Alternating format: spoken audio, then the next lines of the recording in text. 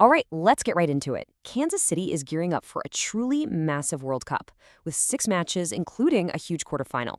So, before you even think about booking a flight or a hotel, I'm going to walk you through the 5 most critical tips you need to build a perfect game plan. And trust me, you're going to need a game plan, because you will not be alone. Kansas City is bracing for something like 650,000 visitors to pour into the city for the tournament. I mean, that's a ton of people, and it's going to put a huge strain on everything. Flights, hotels, you name it. That's why planning early and planning smart is everything. And really, all of that planning boils down to this one single point. If you talk to anyone who's been to a game there, they will tell you getting to and from the stadium is the #1 challenge.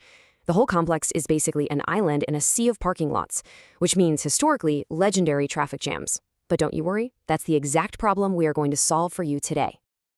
Okay, so first things first, let's talk about the most time-sensitive piece of this whole puzzle, your booking timeline. If you get this right, you're going to save yourself a whole lot of money and a whole lot of stress. So, what's really interesting here is that there's a very clear window of opportunity. The absolute sweet spot for the best prices on flights and hotels is between right now and the end of 2025. My advice, book refundable rates so you can stay flexible. And here's a little insider tip for you. Keep a very close eye on January and February of 2026. That's when we expect a second wave of hotel rooms to open up, as all those blocks held for teams and officials get released. After that, prices are going to go through the roof. All right, you've got the dates marked on your calendar. So how do you actually get here? Well, your flight strategy is way more than just grabbing a ticket. It's a decision that's going to shape your entire budget. Your choice here really just comes down to what you value more, time or money. If convenience is your top priority, then flying directly into the brand new Kansas City International Airport, that's MCI, is the no-brainer choice. But if you're looking to save some serious cash or maybe even build a cool road trip around the games, that budget strategy is where things get really interesting. And here's where that budget strategy really comes to life. You could fly into a regional hub like Wichita, Omaha, or Des Moines. You're looking at about a 3-hour drive to Kansas City from any of them. That little trade-off, just a few hours on the road, can often save you a ton of money on your flight. And, bonus, it gives you the freedom of having a rental car. Okay, so you've got your flights figured out. The next huge decision is your home base. Where you stay is going to be directly connected to your budget, your commute on game day, and honestly, the kind of vibe you're going to have when you're not at the stadium. So let's break down the main zones so you can pick what fits your style. If all you care about is being close to the action, the stadium area is your spot. But just know there's not much else around there. For nightlife and culture, downtown is the absolute heart of the city. The Country Club Plaza has a more upscale, relaxed feel, and Overland Park, over in Kansas, is fantastic for families and anyone looking for good value, especially if you have a car. To make it even simpler, here are my recommendations. For a premium stay, you're looking at downtown or the Plaza. For mid-range and family-friendly options, Overland Park is probably your best bet. And for maximum savings, you gotta think outside the box a bit. Remember that flight plan? Lodging in Omaha or Des Moines is a really powerful option if you've already committed to that rental car strategy we talked about. And all of this planning, your flights, where you're staying, it all leads to this moment. This is your most important decision, conquering the commute to Arrowhead Stadium on match day. I'm telling you, this is the one thing that can absolutely make or break your entire experience. Okay, let me be crystal clear here. The dedicated shuttle is what we are highly recommending. It is designed to be reliable and totally stress-free. If you drive yourself, you are guaranteed to sit in traffic, period.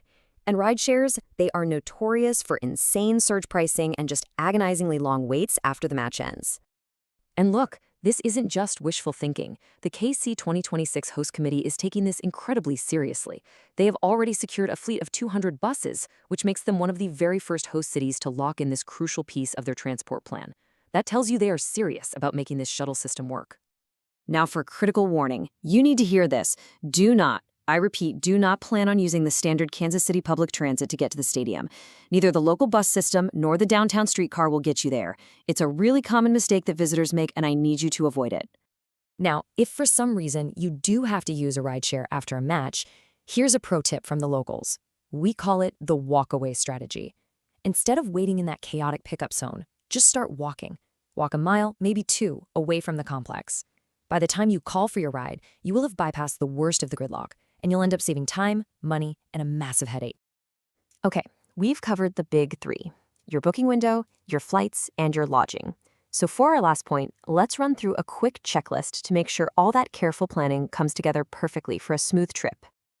Just think of this as your final pre-flight check. Have you booked those refundable flights and hotels? Got your travel visa sorted if you need one? The second they go on sale, you need to pre-purchase your shuttle or parking passes online. And please don't forget the simple stuff, like checking the stadium's clear bag policy and, of course, packing for the weather. And speaking of weather, be ready. You should expect hot and humid conditions. I'm talking temperatures frequently hitting 25 to 32 degrees Celsius. That's about 77 to 90 Fahrenheit. So light clothing and staying hydrated are going to be absolutely essential to having a good time. And there you have it. From when to book to how to get to the game, you now have the complete blueprint. You have everything you need to avoid the common mistakes and plan a truly unforgettable World Cup trip to the heart of America. So that really only leaves one last question for you.